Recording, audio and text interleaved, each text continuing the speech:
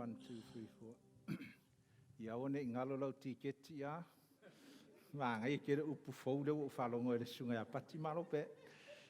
O fele dictionary le sa woi kamale. Ngai kere. Atai fo sunga ia pitiliamu. Tai lau sunga le. Tai ingo tatu sauninga nei tai au.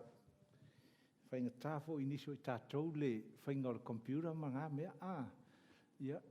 Pēna whai mai le sunga tai e. O ia musu ke ua se me o omi ia. Aftai le tua masangi no wa ai ua tau uan me o fo ia le sunga te whawhenga inga ia wili o saurunga TV o nata. Ia le tua. Aftai fo i le tatu e kalesia nei aso. Whatalo fatu ia whamanuia le tua lau whalongo nei aso. Whamanuia fo i le tua mo i tātou. Ia. Malor whalongo ua o mai le whai wina o le tatou le nei mata upu tāua sa tatua o ina. O le manaia i o tau tinonga, aftai sunga tio oma o sa. So good to hear the testimonies from mail to spa ia telo taimi e tule e Yesu te moni from mai alu e kala ila kau kingonga le nkupu. Langa ele mana o le tau tinonga. Hallelujah. Na umar sauninga whapalangi le tai au le nei, sau se tasi o whawhine o le inkia whaali mai anata. Se tasi o lona whawhine sa matua i mawhatia i whainga te moni, le anga uma fōlinga me uma, ia o le before ma le after, fo leo le ata ai ua matua i wha malolo le atua. O le nei a inga sa o le Hindu, ia ua matua i taritonu ma ua avea ma Kirisiano nei a inga o suia o tia i latu o tua sa iai. Ko inga story fo ike whaikau tuspa ia le fo ua ia i le tua ia o le inga o le tua i le tatou i lana upu fola ina. Ia o le nei mata upu o le whai winga muli o le Deliverance po le kiliva. Ia o le tiketi o le whapalangi o le ticket. Ai o le Deliverance o le kiliva la kako whaonga ina le upu kiliva. O le Deliverance po o le upu sa o lo whaonga ina le tuspa ia o le tulina o te moni. E sila i mea lofa le ngang pa ia mai le tusel mua ko ni tolo mta upu sfuma le lua. O lo iei mea lofa iwa a le ngang pa ia e te le mawai le upu le o le Deliverance. E le o iei fo ise mea lofa ka o le tuli te moni as a gift. O le mele o le tiliva po le tuli te moni o se whātonunga e whai e tangata lava ua malama ma ua muli a Yesu Kiriso. Pea o le tatalo, e te le maua le upu tatalo i mea alofa le anganga pa ia. Ai o tangata ua whātonuina ia o tau tatalo i le au noa. Tatalo i le atua E o fo i le wha i maisi mea whapena. O le Deliverance po le tuli te moni. O lo o tasi ngā o lisi o mea e whaatonu i le atua e whai e tata uma. Ia e le whapea lai e le o se ta ua o se mea alofa o na leai o le whaunga fo i mai le atua a ngā ioia i la le tele o tangata o tato uma. When you carry Deliverance, that is a ministry. It becomes a ministry. Ministry po le o langa au auna o tusa o lau au auna lea ina ia whamanuia sesi whasa o lutoina se tangata. O nei lama ta upu o le Demonology pe ngā ta ua o le au oina o te moni ma le malo o satani malo o le pongsa.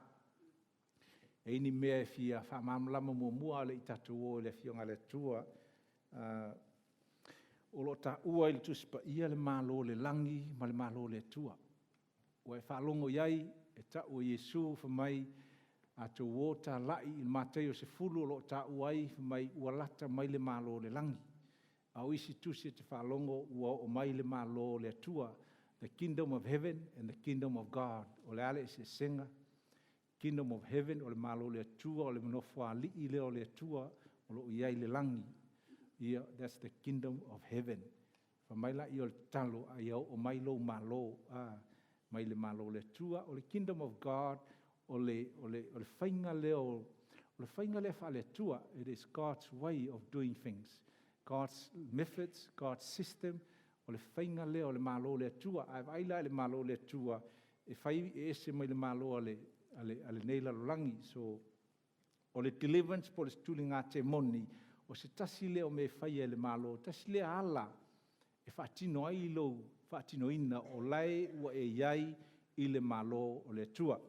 O a onga fo nei, e pupu tele nei a onga, le lava taimi e whaasua o mai, ai o te talitonu ua iai so malamalama anga, e sosoani ia te oe i lau ministry, i lea i tu fo i olo wola au auna i le tua. Ua tatua o ina i le natura o te moni, o ngalu wenga e whai e te moni, o le sueina o anganga, lea sa whai le last 2 Sundays, o le asante nei, tatu tala noa ai, i tua i ngā te moni te le, i o tatu loa, o ilo ume tatu vaenga ia, amene. Ia, a whapete le o sila fia le o lava lo malmalama, o lo iai uma tatu o onga i te tonu o le tatu, i te tonu o ala fo ia le media, e mwhainga e toi matamatai, o le tele i o tangata from different countries, they are watching our services, o lo mai mua mai, ua tele le mana onga o lo sau ia fia, e mana o i notes, mana o mea whapena, ia vi ele tua e te tau ona, danga o le onga i te moni, ua se asa e whaalongo iai, nei vai taimi, i le to tele ni whaifi au poni e kālesia, o ina fo i nei to ina mata upu, o aso la sa masani, o wakau le, ia ua toi whaola ina mai le tua, there's a revival that is coming, ua te tau ona toi whaamumu, fo i nei vaenga o le tala le lei. Amene. Ia, o le tatou, le sona la le wo iai, o le deliverance, po le tulina o te moni. O le vaeason te nei, ele i lava se taimi sa whamatala isi mea, e tuli te moni, e discern pe mawhai ona e sueina te moni, e te loa ona sueina o angelu. E iei fo i le vaenga le i lava le taimi last week e. Sa iei le ata leo angelu, na whaali le vai aso lea. Le ata o angelu. E mwhai ngā tūlunga, can you put up the picture, whamule mole? Se i tato wawa ai beo angelu, give you an ideas o te moni, langai, o ke mongi ke le wa ai a lai fele lei solo. Ia, wa siri te fia mai le ata lei luma i. O le ata le sa upu ea i se tasi sauninga i Brisbane in a city, i lesi e kālesia sa mato iai le conference, e te le ala ata o fiu kau suesue po o fiu ieisia o ata. O tō wea tui i mea lai ko mai kua le fingela, o angelu, ngā capture i le camera, e ila isi ata le manga ngaia i o isi ata lango o fiu sue. Ai, o le finele ia Catherine, tasi o pastor in a city, fai sauninga, ke la ua kapu solo, me o le angelu lai fele lea i solo. Wa umatatu tala no i te moni, e whapea fo i la ngā luenga ke mongi e fai e fele lei solo. O ke mongi e o au auna ia satani, o angelu e au auna ia Yesu Kiriso. Le tua, o tele taimi e tatu sauninga e vai e nisi ia angelu, e whaina e loa, e te loa la angelu e te langona le file mu o le tua, te langona lo puipuia, there is security feeling in the spiritual realm, e te loa ai la ia o angelu e o mai le tua, o ave fe au le tua. E discern lama e loa, e te sila fia ai, le fina ngalo le tua, po le hale mea lai le mafau le tua, e fia whaali mai ate oe. Ia, e eise siwa, e eise experience e tala noa ma se angelu, pe vai se angelu. Eise siwa, wa ia, masalo ele i, o ai lai fia vai se angelu. Ia, e amio le lei, e te le lava angelu, e te sila iai, ma e matamata iai, i lau savalinga i leolanga.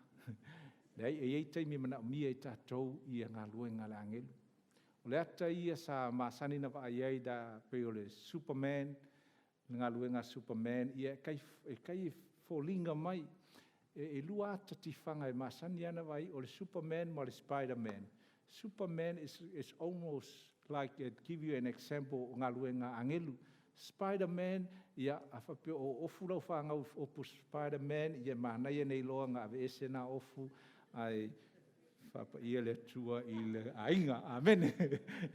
Langau isi ofu, ia e le mānei ofo i nā ofu. Yeah. Let's get to our a ye lau tu spa ia, mana ia la whaitau, mana i tele le ata le sa whaali ele. Sunga ia ese foi, tatou nau le upo le tua le la. Coming up. Mateo se fulu, tatou whaafonga iai, o le Mateo se fulu. A whaitau i le Mateo e tolu, ina ua umana papatiso Yesu a matala na ngā luenga, e o mai le Mateo e tolu, whai upo sumatasi. Whai mai ua papatiso Yesu le vai, na umala papatisonga a saule ngang pa ia. I le Mateo e wha, ina ua luatu Yesu la a matala na ngā luenga, na a mata i le whtauina Yesu ma le ti Apollo. Whai mai ua saule ki Apollo whatu Yesu, ua tusia awa e te ulavale. Ia, ua tau loa le tala. O saula i o le ti Apollo. O le ti Apollo nana sau, o satani. Ele o ngi ke mongi, ele o ngi kama fo i e maurulunga le rank, ma le whaasorosolo, ele o se whaipule, ele o se ai o satani himself. Nga sauru i Yesu le tala noanga lea. E la taimi, o le tele o mea i e whitaia i matangata o te moni. Te moni o ona na e whaia ngā luenga le ti Apollo. E tasi le ti Apollo ai tele te moni. Mai la le tusi lea, ua o mai lo le mata o pasifulu matai o sifulu, e sila e lau tusi la o whaita watu, matai o sifulu o le whai upo e fitu, mai Yesu, a o tau wō, i le whai upo mua, mai ua mai le au soo, o na whaila i o, i tatu whaitau i ngau mō lau kusi, whai upo mua ma le lua i a, matai o sifulu.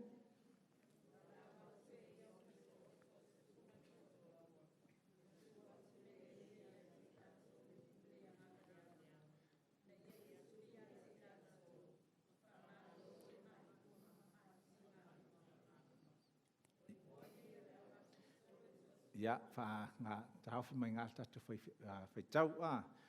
O mai le, ua umma le whaile kole nginga, ngā whai mumua le kole le training a Yesu, a sila iai mai le matai o e wha, le lima, ono, fitu, walu, iwa, ngā whai iai, o lesi training a whai o Demonology, ngā oa oile foa i, a oile angapongi, a oile talo, a oile whaingo, o le olanga i a sulu, lo soifua.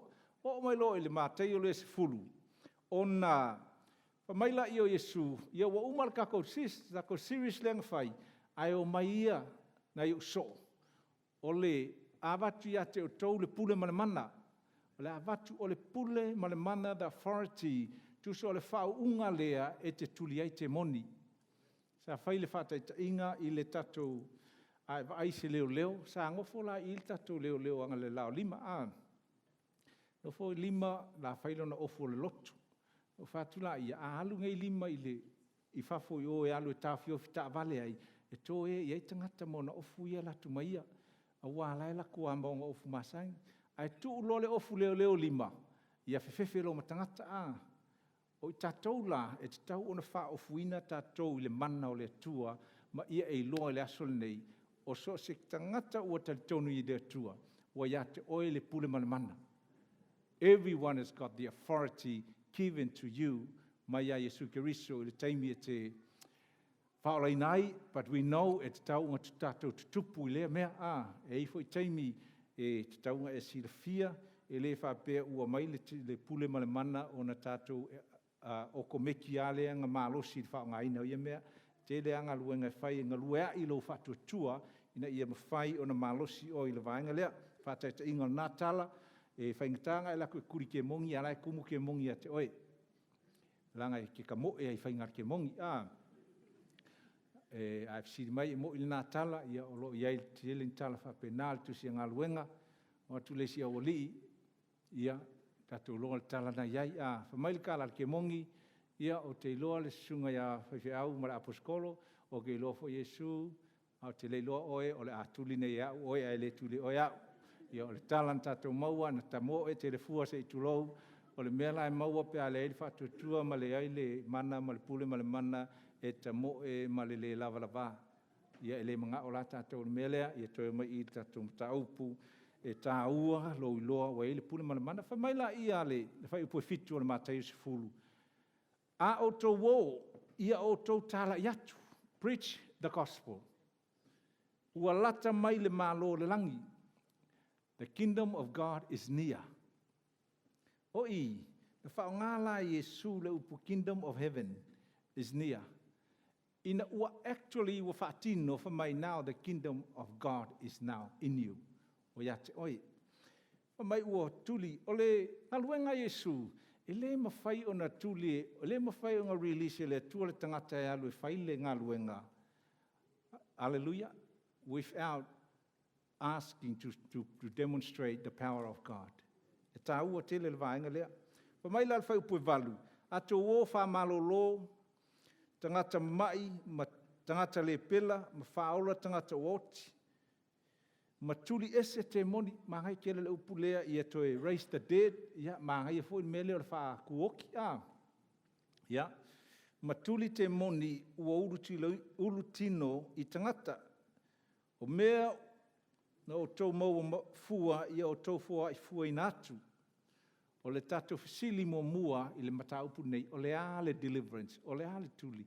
Deliverance o le tuli te moni. Whaingo fia, e whaasa o loto le tangata, a whapea e ke kuri ke mongi i le tangata e le i whaolaina, e whaasa o loto kuakulo i e matara lei i a whaolaina le nganga. Ai a whapea se ke siano o lai e te moni, e whaasa o loto ina ia whatinoina le finangalo le tua le tangata. Ke le tangata iei mea lofana mai le tua ua le whataunu uina o longa alae sai ke mongi. Ia o le tuli te moni la e te tau on tātou loa o le finangalo le tua. O le fasili lona lua, ai sia e whai e tātou i le tuli te moni. Matua o le vaiaso le te nei sa whamatala ke mongi la poa. Te moni o le Pelialo, o le Leviathan, Leviathan, ma Mamona. Ke mongi e ieila o ngā luenga mo e whai, po le whata ita inga o le Mamone. O le Mamone, o le ke mongi le control inga tupe, ke mongi fo i e kule ia o e ngau ma e ngau me ai kupe. Ia, o le te moni fo i lea, e mwhai ngā tāwhia o e te fua i ngā luenga le tua. E mwhai langa e le whakarikari se, whai se deliverance, ai ke mwhai ngā kāwhia mai lau wha maongi, whai lau sifurua, po se whata ita ingal nā. E si ke mongi o le te moni lea pei o le loto le wha mangalo. O le tahau le nei, ai eise si e te le o wha mangaloa. E te feel like I'm whailau life. E le mwhai ngā work forward.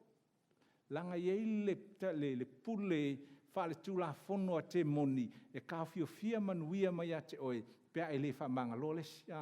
E te wha mangaloa le tangata. Alu ese loa le sao wha le tūla whono le ke mongi. E kāwhia manuia o le atua. Ma le finangalo le atua mo oe. When you release forgiveness, legal rights are removed. When legal rights are removed, then you pray deliverance and life is going to be so beautiful. So, ole, me mua o le whatanunga Yesu, na o tatu whalongo iai. All of us, tatu tatu te loa, ua te tau e la le tatu mata upu le asol nei. Ua kako loa kuri ke mongi. O ai ele i loa tuli te moni. Ia ele ko iei se kali le ai, ua kako loa kuri ke mongi. Lona lua,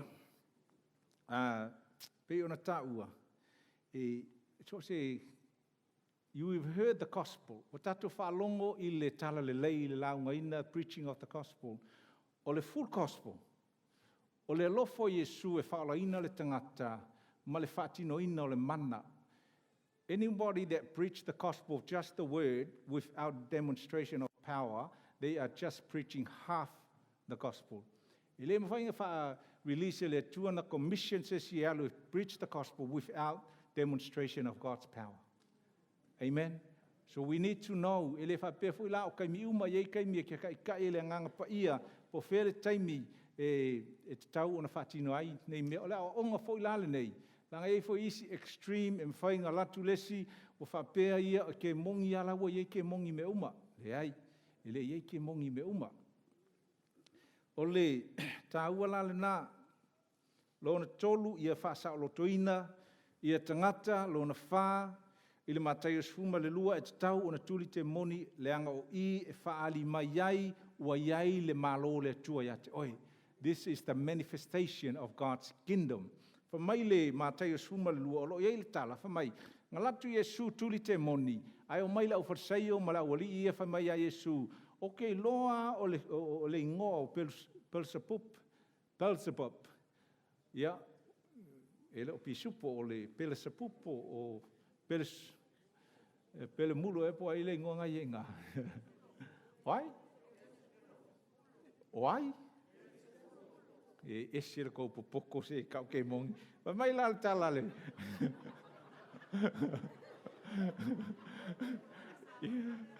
Ia e leo se nuro, e leo se ai ole mai Yesu a tuli la e pele se pulo le ingoa ia lona winga ai a tuli le suafa ma le mana o Yesu e tau mai e ngā ua iai le malo le tua e kuli la ka ko ke mongi faali ai le lalolangi o lea ua inei le malo le tua e moni ua mautu o le tāua lea o le tuli te moni foi e mawhai ona e loa o I e tā ofi ma talepe ai ngā luenga te Apollo maua nā le mumua le Ioane o lona ma tā upu o le ma tā ua tolu whau pue valu whamai o le mafu anga lea na sawa Yesu e whāto I lalo ma whau matia ngā luenga a le te Apollo ia masalo o iei kako nautolo I luma I ma whaina e muli ai matamata I ai o le e umaloa e lafo atu tato notes ua tele fo I leo ngao nei notes ia o lea la e fitoi titia umala tusi le tusi lo iei uma mau whamtalanga o nei mea mo I la tau e fia whaaloloto le nei mata upu o le si vaenga o taimi nei o taimi o le whaolaulaina we are in times of revival ua mana mia e le lotu le ia mea umanei o I tuli te moni ia o kei loa la e o fo I connect group a iei ke mongi I kuri ke mongi a ur whaktari se saura sa ne o tatu sila fia umanei mea a saura te moni I lo fale ia kuri o eri ke mongi ma vai fale lei la ngai taimi le lopo a angelu lai o mai ai kuri e lesi la angelu a wat kuri ia angelu fa mole me ngai la lo ai lo discern le lei la ngai ke o sau se angelu mo sau suai ia po se me fa penga a laua e kulia ia mana ia le malama discern different things mai le tala tispa ia te lei loa po isi tangata nai o mai o angelu o le lesi fasili ai sa ua le ai ngei ko ngā vaenga o le tuli te moni I tele o ekalesia malotu. O le mea mumua, o le mafuanga, ua tau mawhai lava le tia Apollo mai le amatanga, e ave ese le mana o le atua mai lotu. Ai whai ale loku ia le pule o le malosi o le tangata, a ua le mana o le atua, we need that to bring that, ia wha malosia, le upu, ma le anganga o le atua, ma le mana I te tonu ekalesia.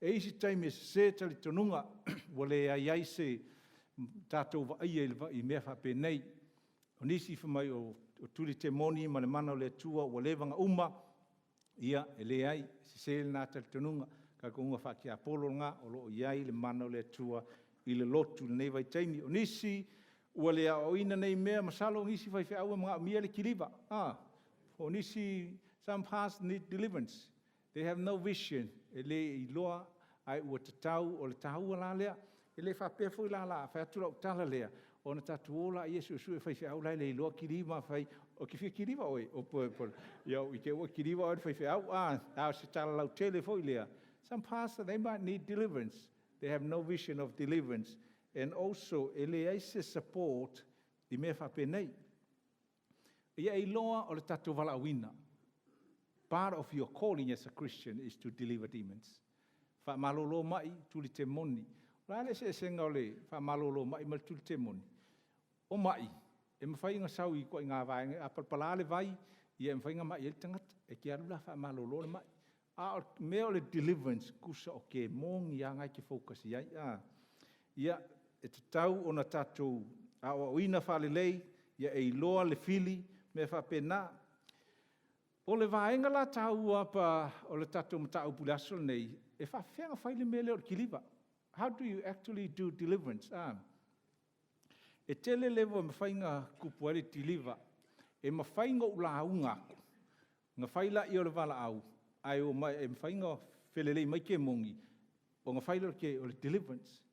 O le si taimi e masangi anga oso mai e mea nge kaimi o le worship. O le worship. E ei taimi a matau tia ngai le whau unga le tua le worship. e ke ia wau e ke mongi ma ora koa. E iei fo isi taimi e whaisau ninga, e ke whanunga ku wau e a se si, e ke la longa lele ia la, e leo se ngalu e ngā wha lea tua lai whai, o rau e ala ke mongi. E iei fo i kai me whapea, o o lai tau tala inganga e se lesi, ai le loa, o rau ke mongi ala mea. Ai mai se hawa whinge, sorry. E i kau, kai mi la ngā, shut up. Langa ole anganga ole tua e fiele file mu, ma le maupopo, ma le whaange tia o lou. Ai whaalongo koe me whapea, ia kai mi a ngai. Oso la, aoso ke mongi, ke mangkua ka la lo grandfather i aso la. Aoso ke mongi alu ka masasa le, e sasa ka kala ke mongi, ia se i o atu le vaenga nga, e ke le alu e sasa ka ngaka, mole wa le si pe ona ta ua foi, ia ole te Mau Helen e parau vale ke mongi ia o se tatou whaasoro o le vaenga taua la lea ia ua o ina foi danga ai o measko inga ngā o mai sesi foi e kare sia saro tuai ai o la o ina taua e taua lo iloa o ke mongi la kai mi ole worship kai mi anga e te whioso mai ei kamai te e islas te e le nga o le vala au taimi ole vala au taimi ole worship ei kai mi e whai ole launga ai pisa mai ke mongi Ke mi la ngā whapeo o se whaila aunga e pisa mali te moni. Ia iei fo le poto e whai ngā mea Ia whai le mua tua ia sui lalo rau sunga ma ngoi kere ka vale vale lalo E te whatonui ngare ke mongi. Ia whai o vaenga la ia whai ngā react mai ai. I te moni. E le ngata la i tono le whasa. Ai whafoi o e mwhai fo ka alo ke mongi a te oe peala. O isi ke mi o laike e le si ponga ma o mako dina Ka i le South Bank. E whai a kun mako dina. So ai osoro mar ke mongi o kalange o mo ko i palau vale solo le siri it was a demon of violent mo ko ia e lua lai tu nga oso mai taiminga o le tu fa Samoa foi le ka fia kiki nga le ia ma le tu foi le o le fa le tua no ka o sa ia la ia lo me lang fai langa o foi tu la fono foi nei atunu wa o Samoa ka ke kua kwai lunga mini ro ia ai kalo ala ma fe ku le leva Ele nga fiku, ai alo i whafole li lea. Ia. Nanga i taimi tawhinga i ongsa ia. Langa o ke mongi. E loa lai ke o. O mai loa kauru ilu i mai. O isi la ke mongi. Whai maa pesa haungi oso fo ingane. Wa kikira kuru halu lo lea koa. Ia. Ai ia tatou loa la. O le whainga la o le mea. Pea e. Wa e loa o awala i e masangi anga i wa i e ke mongi. Ai me mua. How to deliver. You must get good training. Kaunga o inga o le ua o tauina i tātou i le nei 5 vai aso. O ina on how to do training. Ka ko va ia Yesu nga o le leonga o so. O maila o apostolo o le me tupu pea le isu o ina. Either you run for your life wa kuri o ke mongi. Lua jamba kuri ke mongi alona tolu. E te whapea o me uma o ke mongi. E isla taimi e ke au hei lesi. Leo kele lesi. A whaere ke mongi Yesu. Ia e sauma koi. E suafo Yesu. Ia e leilo. O lesi mea rai walau ye. O le angelu rai. Suafo Yesu o lesi mai. A rai kuni le angelu. Ia. Mea la ngai taha ua lua o ina. Ia le tua. We are learning how to do this. Lona lua. Ia kawa o i le toto keriso. Whamai le tāla Paulo. Le feso ono. Ia o tō o ofu le ofu tau a toto. You must wear that. Ngai e le feso ono. O lo e whaitau ai. Whamai o le amio tonu. O le upo le tua. Ia i lo le upo e taua i o le amio tonu. Righteousness is very powerful. Leanga a whapea e te... E alu ke kuri ke mongi a laifo e au te moni. Ia e whenkaa i o ngā mea. E wala au mari ke mongi a ke oe. E kalakarangoa mari ke mongi. Ai alaku nge uma kua i maa ngai a mea umba. E alu la toa te moni a. So you need a good protection. E kawai oi mea ia a. Leanga o le mea nei o le turi te moni. O le taua whaale nganga. This is a very big spiritual warfare.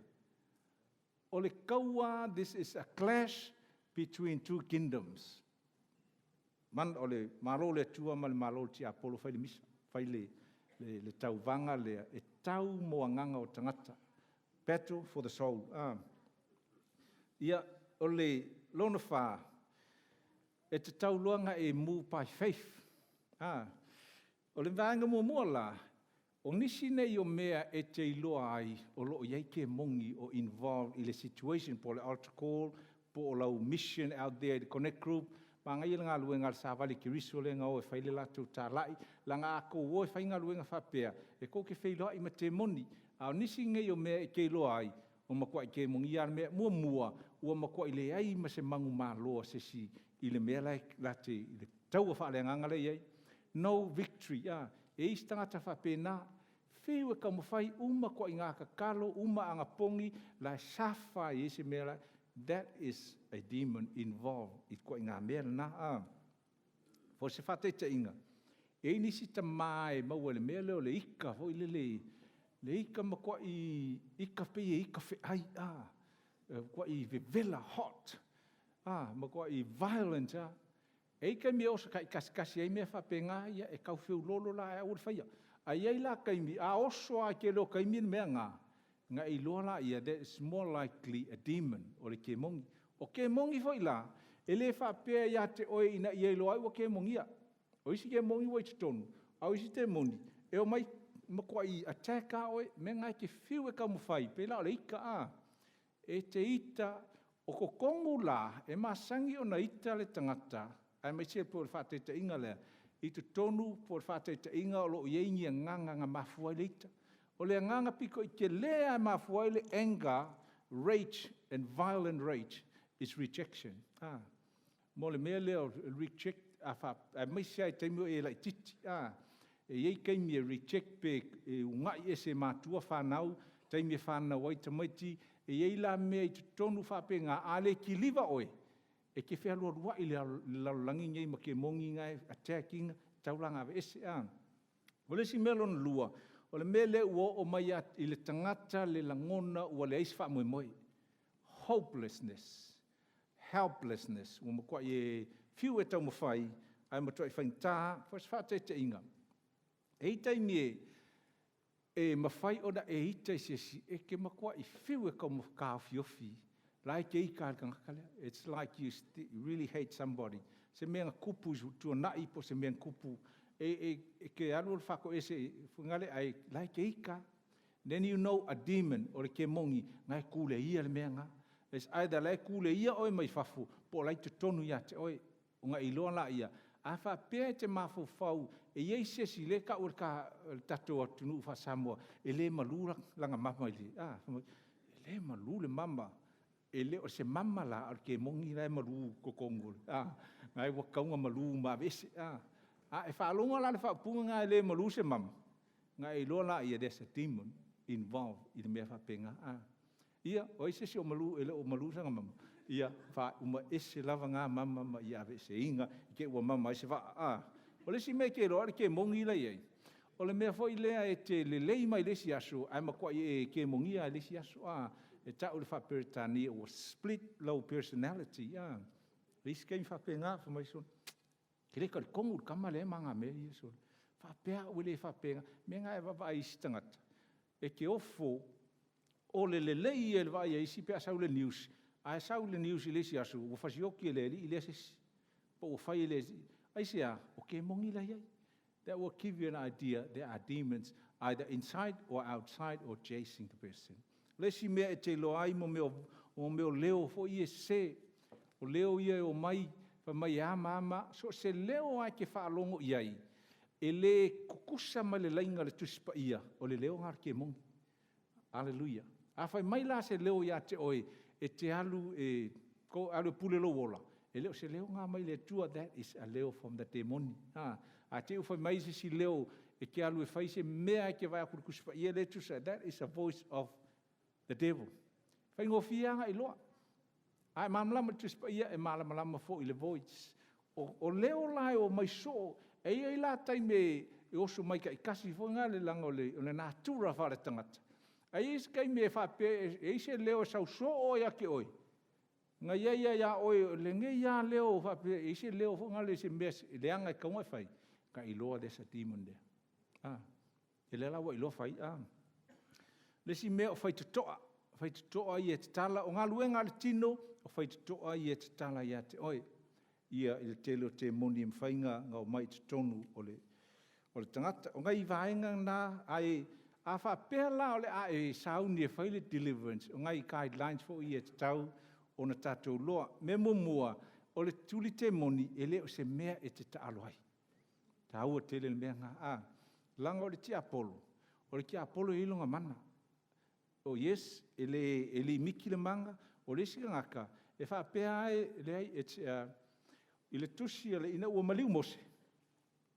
Maliu mose whamai ngā whetaui ia ka pilielu ma le kia Apollo i le tino mose. O le tia Apollo. E a le ai se kava o e kava i le mana o le atua ma le toto o Iesu. Me ngā ta ua le talo, le atua pui mai o isi tangata e move i le gift of deliverance. E anga pongi au le i whaia le deliverance. E tele la taimi, e i tangata e mana o mia le deliverance, o tele la taimi le lau ma o experience. E ke laku la whaile deliverance, a ua sola ka haka le ke mongi. They always run away pe a whaile appointment for lele mo deliverance. So it's deliverance is dangerous. Dangerous if you don't know what you're doing. Ai a e loa makua i mānai ale o lo whasa o loto i le tangata i le toto Iesu Kiriso, le ngoa Iesu. Lona lua, aua te whao ngā le pressure po se physical e ke kūlei e tangata langa e kai mea a sauror ke mongi.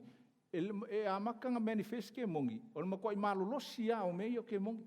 E isi kai me ke fiu e kūlei le ke mongi. O fia whai ai apati, le sunga ai apati.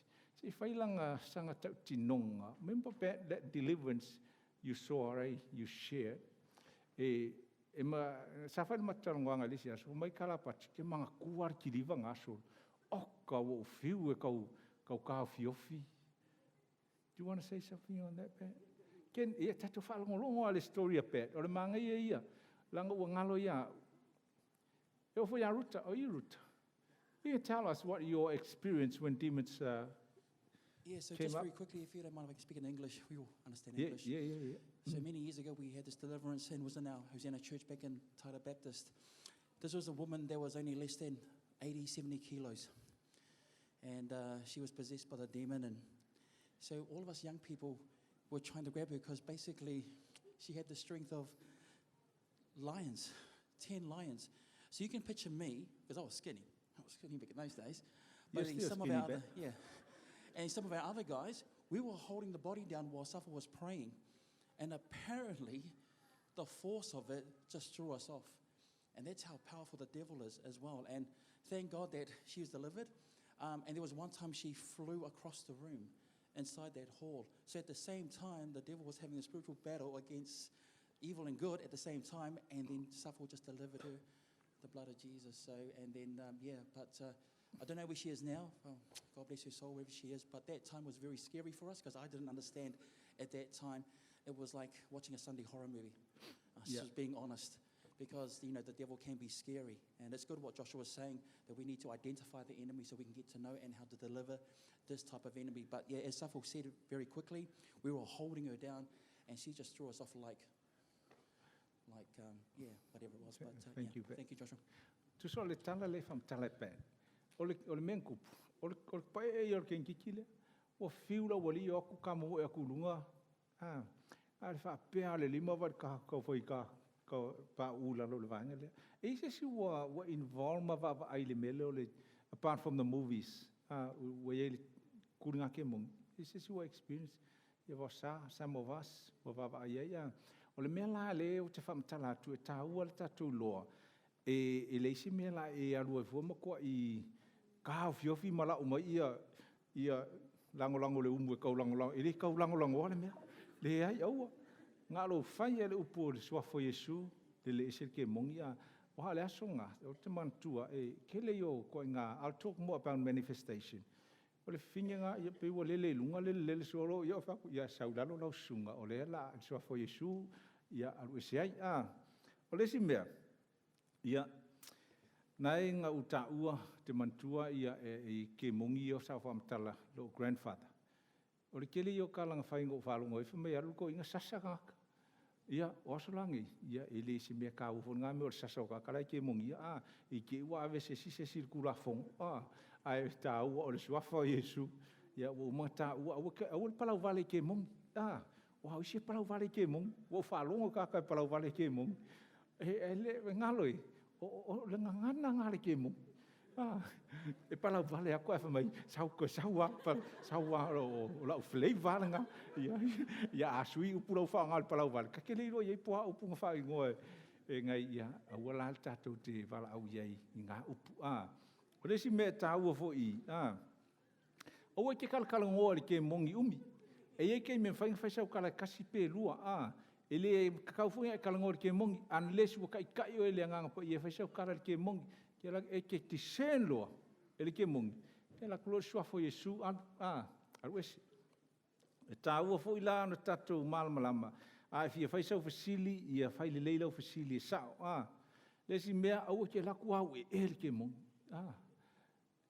ia o tatou si le fia nga swa fo Yesu ia e fa longo le leia po le swa fo Yesu nga ia e sa o swa fo Yesu ma e kaimi ele o se ke mongi le mea nga o la ngi pa le ulo se kamalo ele I lava la nga moya nga so ayo ia o le si mea e so nga we alis ale lo ala fa ngo o si finge le o lava kupela ia le pen nga fa ia ku e swa fo Yesu se lang wo vai e skei mo ke vai e lunga le social media oka se wa you can almost discern from the social media o lele ya se me ele if I say breakfast si do mo ku kaya ala wo kuri discern you have to discern po la me nga kuri o la kia wa ya la nga ele si ia ele o ilo por al ko nga ke mongi la ye a finge kangale e kasi e lua fo I kau feulolo avasa au le hau e so la ko e fe ai mais o le mea nga ua ka ofia isi loko ia mea ngi me fa pe ia e loa le entry point ia e loa le fai koko anga sa wai ke mongi o ela malama lai tangata ia e fa longo mai fa kali ia e afa pe la ke lor ka kale ke kaloi ngai lola ia o si fifinge le sa fa lo sa ile kala le nga kupu that will give you some ideas a lead I Lord ke mongi por fa te inga afa pe ke lo le finge le ke kaloi sa yesi men kupu ya te ia malong ko ruang ke po se be fa penga then it's more likely will e kaitla o inga ma ia e lo ai it's more likely o ke mongi la le kupu si finge there ai le se ke mongi le ai se breakfast nga fai ka ia o me nga taunta hu fo ia e stay me nga ngau isi fai ma ia la se me la ai ia e sa o fa mun mole ia o le si me e o ke fai ke mongi alu se odi ele recommend le se me mo ia e ke fiu fai ka kus pa ia se me fai e kuri Jesus ke mongi alu se odi le ai e ia har kai mur kamanga le ia ka ur falinga ai au ki ngau ke le demon go to hell le sia o mga kuria ke mongi half mai alu ore la inga ia le ki wa ma fa ki si da ai ia tato ulunga li ia e manga e fo ilanga isi ke me fika ko kalsu ki tiro mai pisi makos ki apolon e fai kala fa pengais e fai fo la ko fa ngau soli o ese pe o se ke mongi se ia ore si kala fa mai ia pa wa u nga luenga fo ki apolo ma ke mongi ni ia so fai ki ka ko kala fai ta ua tele ta to lo e le aso sai e ki apolo o nga kula i le afi ai tu li te moni fai alu ese le so fo Yesu ia mga fo i sanga ko fo mai I ranga I ke me ko fo mai ke mongi ia ngai me fo I ta ua fo ia Lusi mea aua e te whape ua e loa le mea o ngai alu la ia walu leo lau sunga ilu I ke mongi ngai iska ka whape nga e mau aloa le se peo se o whape halo ke mongi pe oi sau la se ka sau ka fusu ele langa e ke le ka alo le mea nga ele ka alo le aua e ke alu su ke mongi e ke ro o ke mongi e manga ke mongi e lalo o le mananga ia te oi o i lalo tatou vai ai le whapea la ka kuora i e lui uma ke mongi. Lango ke whaalongo le kero ke siango, e ilunga le mea fo le lua super le spiritual. O ngā oso la i e fo ngale so ngā whai a kala i le. Ia, awal whai a kala e, whai le kai me whai kaunga whai ai. O le si mea, langai e tāua lava le tātou i loa. O le tua, e kontrole le tua le ti apolo. E iei le pule o le tua e tāwhia. Whaalongolongo la ia se ilunga o whai mailo le anganga pa ia te oi. Lu i lake mongi rea, ia ngai kuro le ilunga whai. O le winga lau tala. E le whapela kuro ia kākou. Wale eisa o me whai pewa e le whainga ruenga fo ngā aswape. So walu rau kisu i ke mongi. So ore koe loa are pakale i kuna ngai ke re so lalu la yo. Le si mera e mahalo le leia ngā ruenga kai au. Ia, ore si mera. A whapea te lo o iaingi ke mongi a ke oi. Kiliva mua oi. Whakoa e halu la ia lau sunga i kiliva lesi. E maa ngai ia le whaamamenga e maa ngai ia le live a life. E whapa ia i lumo le tua, ma whaamaina o lumo le tua. Wa a e la aku, a halu la akor ke mongi. Amen. Ia, maa ia le fix mua.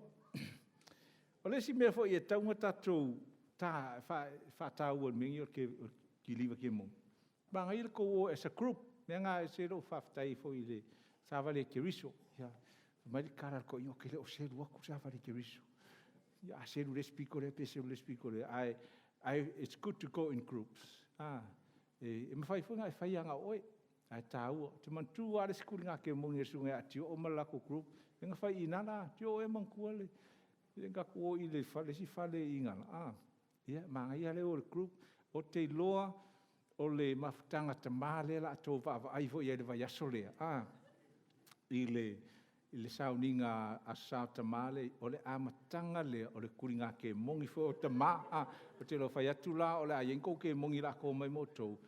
I o le launch out fo i le si level o le ministry a ta ma, la le ngata i le pepese, i le sisiva, ia malato whaalongo fo i le matau tia o le tua le la i le aso. O le si vaenga le tūri te moni. E le tātou te whao ngā fo i le sua fo Yesu, fo ngā le pese magic. Langa i ki wai whapea, ia, pai fo sua fo Yesu. Ia, e wari ke mafo whau whape ngā, ia e mafo whau o le sua fo Yesu, o le sua whai pa ia. Mama malu, whai malou alu, e te whai malou loto, malou taritanunga, e ke kuria ke mongi i le mana i le suafo Yesu, ma ua le mafo whau o lo ke mongia me uma, e le iei ke mongi me uma. Amen? Wa o lesi, e lakulo fia ai alu le whalo, lesi ainga le ilo se me ai, lesi ainga ke iau wha ke mongia ko i masinga ai, le ai, ia tatou. Ma ua e te whewhi, e kuri ke mongi kaka i e le o Kirsiano. Amen? A inga ka le Kirsiano le whaola inga, au ke pala ai, discern and pray for them. A e loas ka ka lai ke wa ai akula ua e whalongo, e spesi te moni la iai. Ngai whaile, can I pray for you? E whainga o te talo mo oe. Nenga whai kako kau ki ngonga, fo i netai au. And encourage people, e whai lako sharing, lako testimony.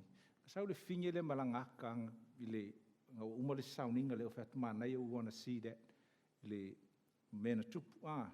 So, o le mea la, e te tau on tātou sila fia, a whaapea e whaise connect group, ai ieingi mea whaapea e ari mai, ia le o tātou lor me kaung whai, ia whai le poto, whai lo malamalama, o le poto, ma le malamalama, wisdom e kai mai o le atua i le whainga, malamalama le wa e whaalongo le natura o te moni, wa e whaalongo i activities sa te moni, wa e whaalongo some tips on how to do it. E mawhainga happen connect group, e mawhainga happen re koukala inga i whafui o, e mawhainga happen tātou sauninga, mo i la trou ia e la unga ina le upu peka i kai sauninga foi. E mawhainga a whabi leading worship, you can discern their demons. E mawhainga switch meanga, you can switch different levels of your leading worship. Sometimes, whateta inga, e mawhainga a makaka ika inga, e ke la ngonga se mamafa foi lea. So you move from going straight to some songs to a powerful worship song, for ngale like a warfare type of songs. You really need to discern. You worship people, you need to discern those things. E langa I le whapea, e taimi e ka kai asiasi mai, sauninga. O lai e o mai malako whaura inga ke mo. And that makes the atmosphere heavy, e mamafa. O le tangata la le kai ka ira sauninga, marika le whailaunga. You can discern demons like involved. Ai ale ai nei, ia, makua I pea I ale mea. Makua I le aia, ai laile, I eile. E tāua la, taimi o preaching.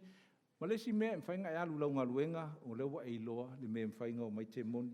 A whapea lai, I le taimi o le te launga, mo I la kou e whai launga, po oi fo I le whai se mata upu se tau Bible study, po se mea lai ke iai. A e langona loa le ise ke mongi, e lua me taunga e whai, ta awhi loa a fix le ke mongi ka minga. You stop and call the demon in the name of Jesus. Ai whai fo I la maripoto, ke ua maasi ngaka ngai asi mai, o wha, woi, ki kilo mai umatangata ia. No, you work out a way, you say something like, I feel that we need to pray. Ke ia al Bible study, o ka awhi Bible study, e o te langona se whai stato te talo, ai se sio. So you, e whai maripoto fo I lea au ke exposinga, ai maisi ni tangata fōuro o iai o le mea tāua le taimile nā, ia fix ale ke mongi. Lona lua, a whape tai o le tua e whaatūlai uma tangata I lunga le sauninga pe, ia, then you can do it that way. Whai your call and call them out and you can pray generally, but you focus on the person lenga mai le tua le mea lai tupu. Ai mai se fo I pea manifest mai ia le te apolo o le taimi o le altar call. E mawhainga, you can lay hands on people. You can. Sometimes you don't have to lay hands. I'm whai ona e whesoaswanis tangata fo I lea O lesi me te loa ai le whainga Deliverance. A whapea lai la alua tala noa ma se tangata le ke wa e la ngona mai le tuolo o ye ke mongi. Po lai sau I talo sanga pe mana mire talo sanga. E mawhainga e fasili nei. Wa e whaoraina. O isi lai e yes mai. Nga e sui lale au wala whai ai. Ai isi tangata e le I whaorainga O isi la u whaoraina ai ke fasili whapea. O le alii, o lo watua, o lo tupu, o lo whaola Yesu Kirisu. A whai mai e le ai pe le kau kakala. Ke le au isi o ye ke mongi, e le kau kala. E musu e tata. Ai mai seare me le loto le whamangalo. E iei ka ngaka e wowa ai le tele o tangata talo iei. O te whai atu e se mea o lo o. E iei la kai me ngā ioi mai si mea alofa le nganga pa ia. For example, o le upo o le poto upo le malamalama, the word of wisdom and the word of knowledge. Ma sang ia la e whaali mai ia, o le loto le whamangalo. E mwhailanga e whai atu iei. E te manga o la e whamangalo. E wha mai o lo u tamā leo ke le fifia iei. E ke whamangalo la lo tamā. Ke leo kakala iei ke mongi. E le mwhainga wha mai yes. E kua ia. O le si mea e makua I ke whiua kau whai, e le mwhai whaku. E whai la te talo pe si mea whapenga. E ka kalo kala e o lo whaku e whamangalo. Le tua o te whamangalo. E poloka ia I ngā tala tangata whai. E poloka loa. O le ke mongi le mea ngai poloka. O isi la kaimi. E kau o ngosai ka whai ka kalo. Po le unforgiveness, po isi vaenga e se lai e ke mungi. E ke ia wapuai.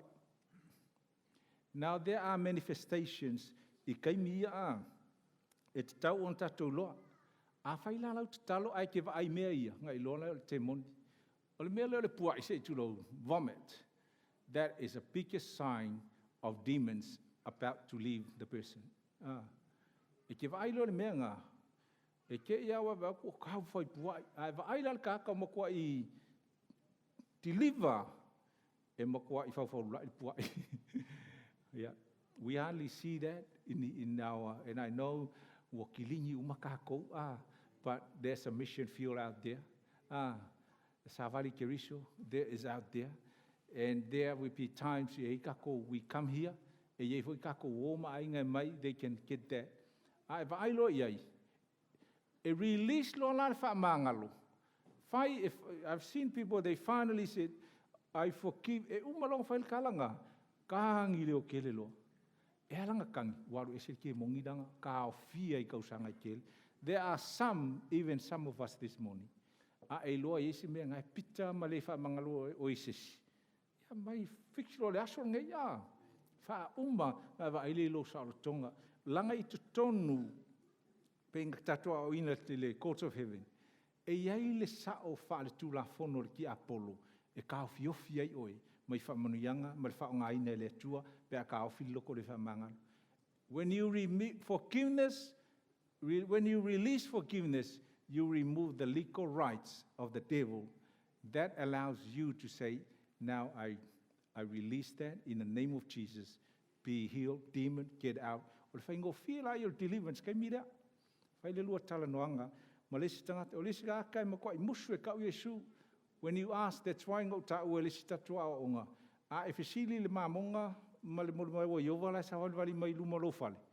O Yesu o le atua, e le kai whai mai o le akua. Kumu i ke mongi. Might not be inside them, but okay, o le awa onga, e mawhai o ngā whaase se ina i le tangata. E mawhai, o te mantua, o le si wawhingi molu maua iova, i o i New Zealand. Ngā mako kalangoa, i luma o le wharisa, ki liva, whaola inga ia, ai loku le asa, alanga sau e kāla i molu maua iova. Whaola inga, a lot of people like that. A lot of people that knocks your door needs deliverance and they need salvation. O le sila, o le wha, me taung tatou loa, ia, taunga plan le lei, ma e loa mea na. O mea ngai e kei loa ai, ua ki liva le tangata, mo mua pe wapua i mai se i tulou tatou. O le si mea, e kei loa, ua kumbu i wha uan muku. O le pua ianga, ua pengi whaungu fo ngai, ua mai whapenga. Aua lai te whewhe, o mea ngā resi ngā whaenga, whai ele tua mengi o tissue. Mai le poto ia whao ngā kako tissue. Aua kia whao ngā lou lima, ma saru whapea, e unhygienic, ia māngai fo i lou. A whape, you are ready for, take some tissues with you. E whao ngā i teimi whape nei. O lesi mea, o isi tangata e ka kalo aku, ai pakaku i lalo. E a umalanga pa ulalo, o ngā ka milo le peo se ngaka. I've seen a lot of that. E ke ua manifest mai whapea. Ia, aua la e te alu, e sasa le tangata. I know you don't. But ia e loa, o le ke mongi ngai kau sa aungi alu whafu, ngā lo laa kua suafo Yesu, alu whafu. A e laku la male mana, male pule male mana ia te oi. E le umia e a, wopea e le ngaka. Alu ke mongi e ke reo vai, alu ke mongi. E te loa la isi me ke manifest mai le melia. E te vai whapea oi woki ngaka. Makua i peaceful waka ki kia, o kaule mingoi. I want to say, e ei te mi, a few experience out, e osu ai lau, mo kaupopole isi cases. Yeah, I know you should have faith, but I'm a human. Sometimes I get worried in case people walk here, get wa kupu mai se. There are some people, makua i kausanga umanga tormenta ki Apollo. Ka kia wale mwhainga mu, it will take time to rebuild the physical and the mental health. Ia, o le si foi la mea, a le ka valvale ngā, ua whai mai le leo ki Apollo. O wha longo le ke, o isi e kangi mai wha mangu. O isi e kangi wha, pus, miau. E kako o wha longo kangi, o wha longo soa, the most popular voice I've heard, o le leo le ngata,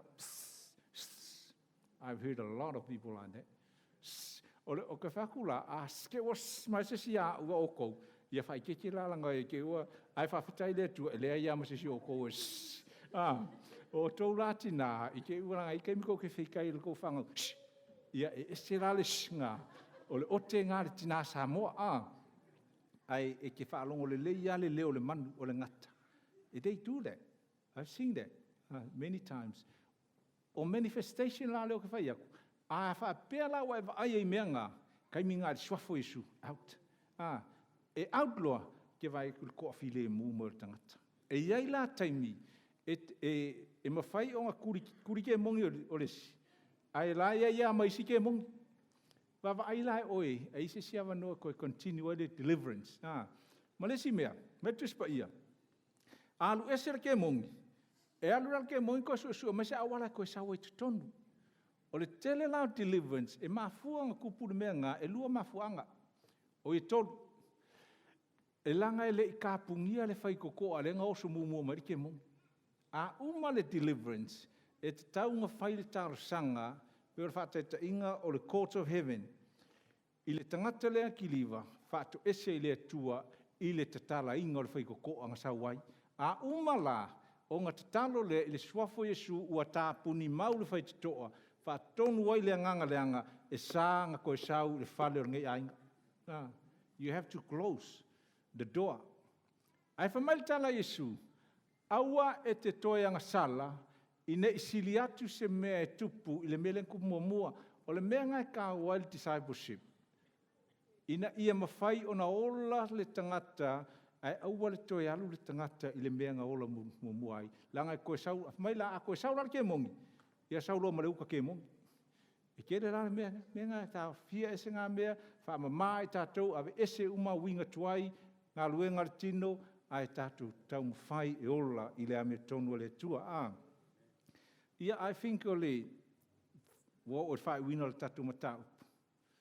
I pray that tonu you got some idea. I'm going to send up all these notes mo tato. Ma ngai lo fel wa give you some guidelines. Mo ilato wia e te loe ke mga merely deliverance. This is the last part. You must have a desire. Ia nau lo loto fa mamangi ke mongi o lo fa la vea te oi. You must have a desire. Sometimes masalo leo te tonu ia te oe, ai o le whaalawelawe ia ke oe. Ia e whai I le tua, wa o mana o e whaamamaha I sengi mea ia te. Au e te maha. Don't be shy. Lona lua e ka kaunga I ese support. A e loa se si mga mia le deliverance. Alu e amai. Whai se appointment mo sunga ia te spale. Pe po se si e whai e tarsanga. Ma ngai le mafukanga le. Sa wale kiriso. If you see someone get together and have a deliverance moment, have a deliverance service. Rita to soundinga fa revival e sau ya November, we're going to see the move of God. Amen. A healing, deliverance, invite a lot of people that we can see the power of God in action. Lona olesi me taunga, you humble yourself. Olesi ki ngā ngai loa la. Pa urka ringa le ke leo ke mongi. Lai musu a sawe. Whako ese, humble, come pastor, I need prayer. I am doing all these damaging things. Please, I need prayer. And be honest. Ai loa le meleng whai o kou. Lai kaung whaali. E sumai, whai le tua, whato ese ye. Confess anything involved vai oi ma ke mongi. E o tau so o ia le. Fo fa sa mo fo I e fa ke mongi ye wo te tonu o umang fa maina ale taimi nei la tatu tu lai wo o fa wina tatu sauninga ia a fa tatu tarsanga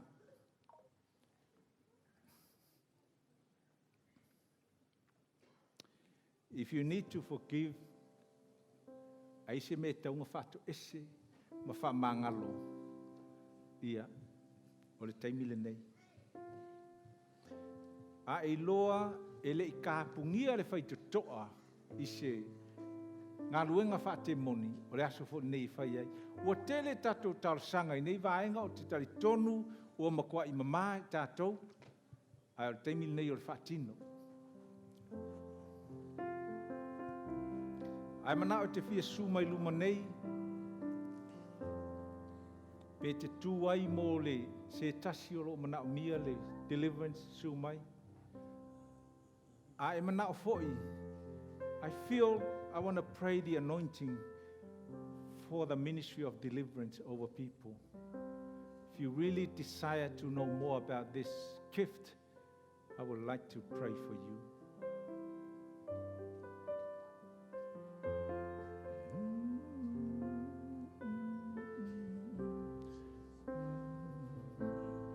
I will sing all the goodness